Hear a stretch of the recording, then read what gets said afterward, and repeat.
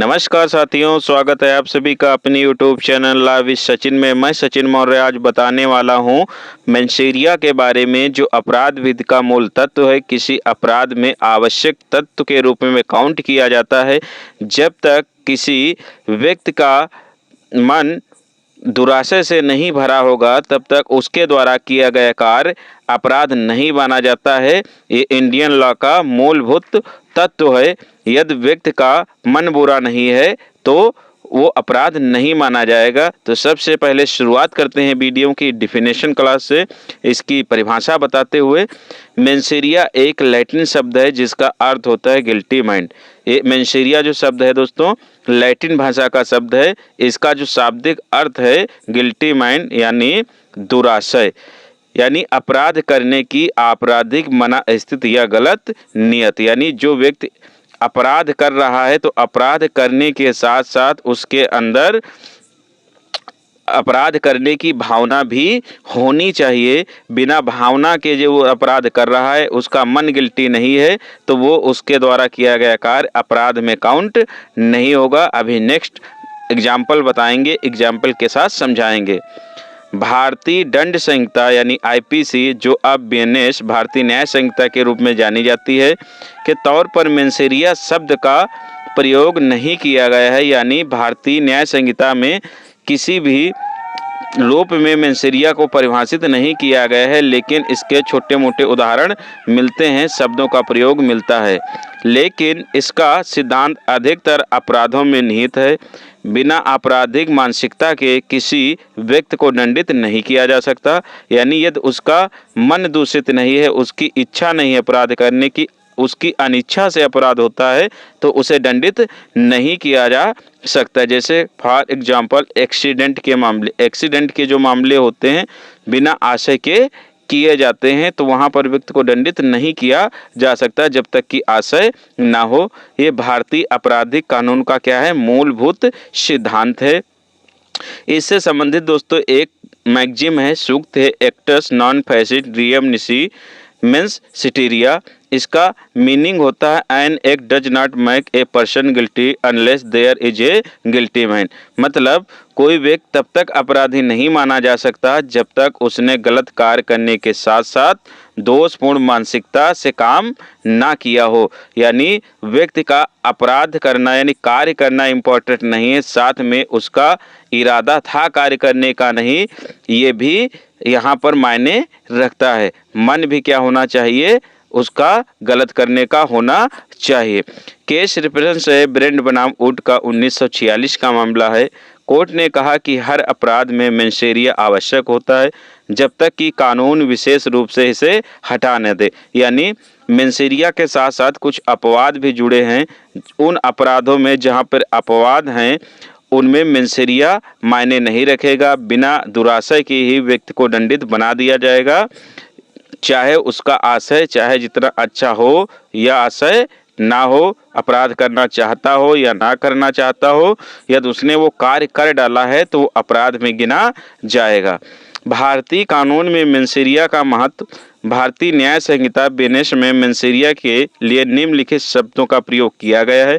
इसे अभिव्यक्ति रूप में कहीं परिभाषित नहीं किया गया है, लेकिन शब्दों के माध्यम से इसका प्रयोग होता है। जैसे इंटेंशनली मतलब जानबूझकर किया गया कार्य। अब जो कोई कार्य जानबूझकर किया जाएगा मतलब उसमें क्या है, मैन्सेरिया शामिल है, इंटेंशन शामिल है, तो ये अपराध कहलाएगा।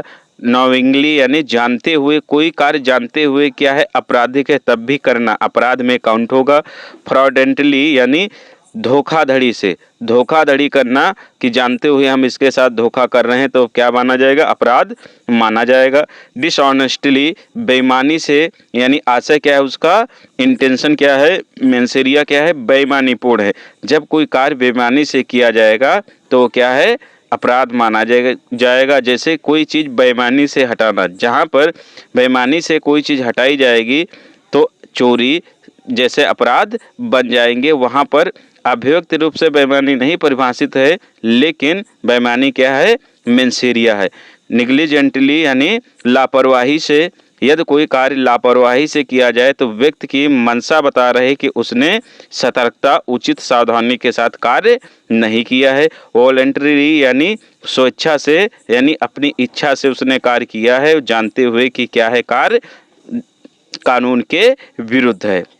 इन शब्दों का उपयोग करके यह दर्शाया जाता है कि अपराधी की मानसिक स्थिति क्या थी। तो ये इतने शब्द ही नहीं, और सारे शब्द हैं जो आपराधिक भी पढ़ेंगे बीएनएस या अन्य विधियां, वहां पर शब्दों का प्रयोग मिलेगा।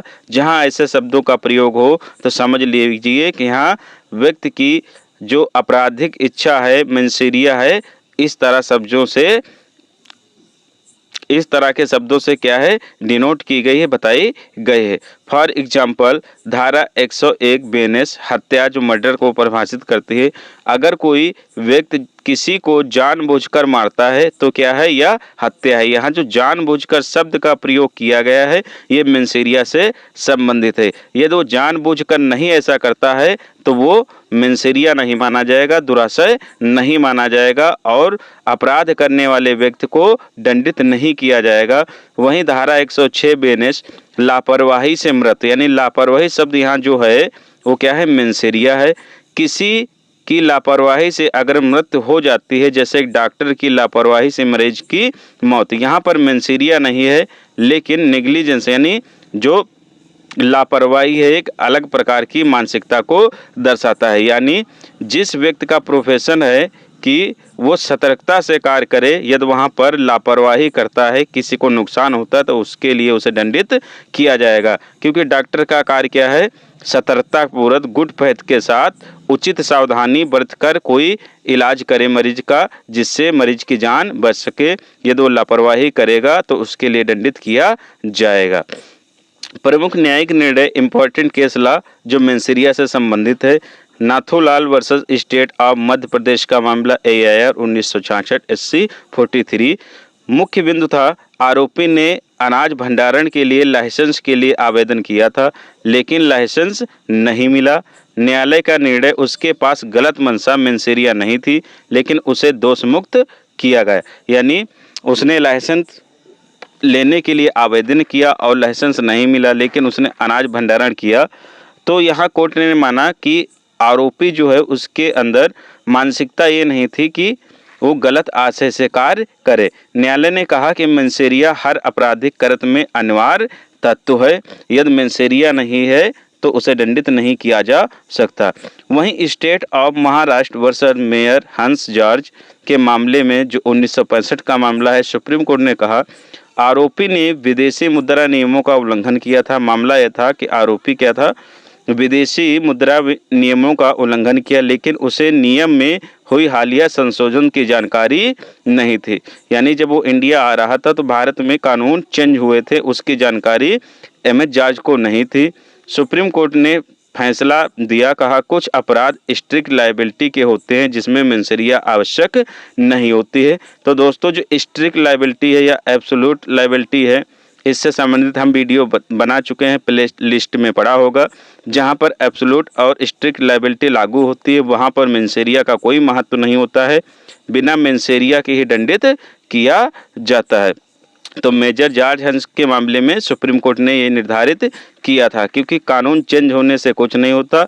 क्योंकि मामला क्या था, सोने की स्मगलिंग से जुड़ा हुआ था, सोना लेकर आए थे, उससे संबंधित था। तो कानून में बदलाव होने से उनके अपराध को कम नहीं किया जा सकता, क्योंकि मामला क्या था, स्ट्रिक्ट लायबिलिटी यानी कठोर दायित्व से संबंधित था। तो भारत में 2 प्रकार के दायित्व बनाए गए हैं अपराध के लिए, स्ट्रिक्ट और कठोर। कठोर ज़्यादातर किस में लागू होता है, लॉ ऑफ टॉर्ट में लागू होता है, और स्ट्रिक्ट भी लॉ ऑफ टॉर्ट में लागू होता है और क्रिमिनल में भी। तो जहां पर स्ट्रिक्टली किसी चीज़ को रोका गया है वहां मेंसेरिया मायने नहीं रखती। जैसे द्विविवाह, द्विविवाह क्या है, अपराध है, यहाँ पर मेंसेरिया मायने नहीं रखेगा, मेंसेरिया को कोई जगह नहीं दी गई है। लोक उपताप मेंसेरिया मायने नहीं रखता, यहाँ पर बिना मेंसेरिया के ही व्यक्ति को दंडित किया जा सकता है। राजद्रोह ऐसे अपराध हैं जिनमें मेंसेरिया शब्द का प्रयोग ही नहीं किया गया है, बिना मेंसेरिया के ही दुराशय के दंडित किया गया है।